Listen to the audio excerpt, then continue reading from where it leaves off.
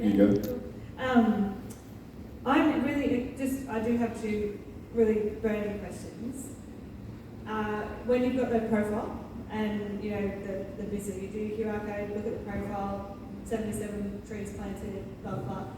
How is that verified? How is that data obtained and verified? Yes. So when you write a story on the platform, you can drop a pin on the map, and that's part of the story. So if Jackie says that she went and planted 50 trees at 116 Queen Street, it's the pin's dropped on the map. Someone in theory can go and have a look at those trees. So because this is local area, the locals will know what they can log on there and actually see what they're being done. But everything is you can drop a pin on the map and that shows them that. And my other question is around who the data is actually valuable to. Like, I know that you said that you're not going to unsell data and all of that, but the businesses are subscribing in order to have a profile. Are they getting any other form of analytics, insights, information from your platform?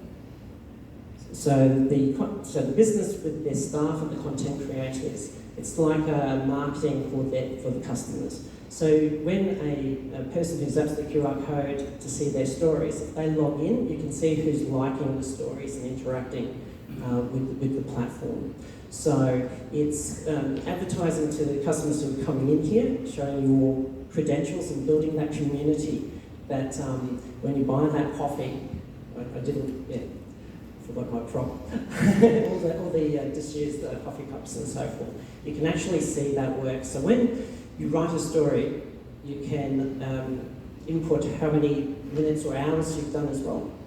And you can also describe the activity, so whether you've picked up one shopping bag worth of rubbish or planted 5 trees and what have you. So there's that data there that then gets collated and presented. But what's different to Facebook? What's different to Facebook? Are you doing that on Facebook for my business?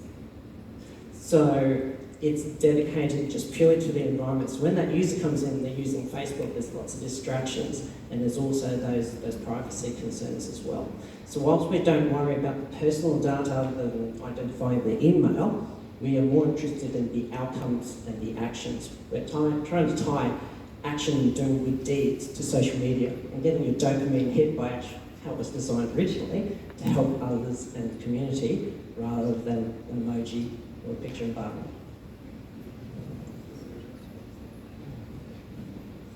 Thanks for the pitch.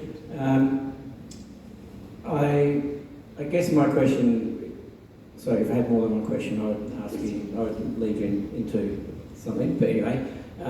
So if I asked you why you founded the business, like, is this business created so that investors can put money into it and make more than they could out of another business, or is it created because you care about the social change? That's the core of it. Not going to ask a series of questions to leave you in a trap, but there you go. So the origin, why I created this business? Is it created for investors to make a ton of money out of, more than they would make out of these other companies, or is it created to make a social change? And how do you ride that balance? Sure. So we will be, hopefully in the next day or two, a social enterprise. So our purpose is making a change, and that's why we're doing that. However, you have to make money. Money is important. You can't run a business and not make a profit. We're not going to rely on grants or anything like that. We believe, so 42% of the success of the company comes down to timing. The timing is right.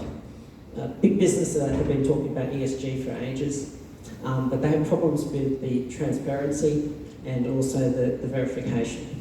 And it's going to move to smaller businesses as well. You can see that with the elections that we're having, the movement, people being more and more aware of the environment. So personally, me, I want to make money as well, and I want to bring whoever invests along on the journey, because I believe that there's a lot of opportunity out there. Again, we're re-engineering it, something totally new. I haven't seen it done like this anywhere in the past 4 years, and we've done all the hard technical work, and now it's about marketing it to the audience and the people out there. Okay, probably my question follows on from that as a commercialisation question. you said subscribe, getting businesses to subscribe. A lot of people use that as their revenue go-to. I've done it before in other businesses. Selling subscriptions is hard. Selling to business is even harder.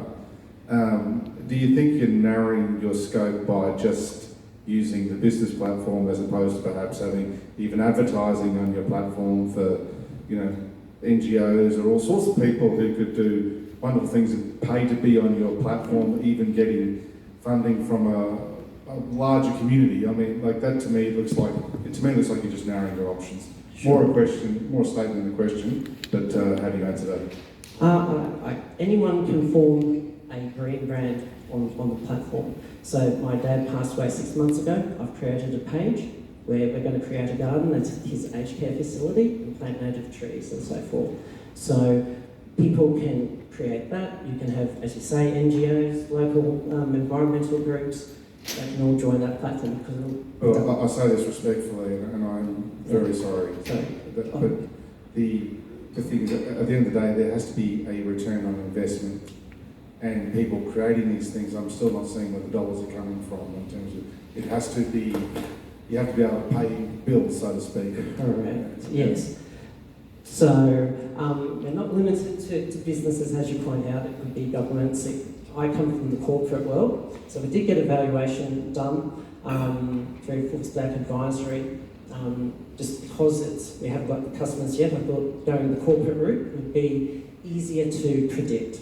So we started with just 2 corporate customers. I used to work at a big bank, Big Four bank, and our product, so the bank, they had a volunteer platform, but you can't really create a Vibe with a volunteer platform, so they pay $100,000 a year to Facebook Workplace to create the Vibe. There's an opportunity, go over to that platform there. And then all companies have, when they talk about ESG, they have case studies on their platforms, but they don't have real-time data. And so our platform has real-time data, so it combines those 3 aspects for the corporate world. But because it's only $400 for 2 to 19 users, that's less than an ad versus renting it in the paper, and that's for a full 12 months. So the entry point is quite low for a lot of people. I'm just saying, I think you've got a hard yards ahead.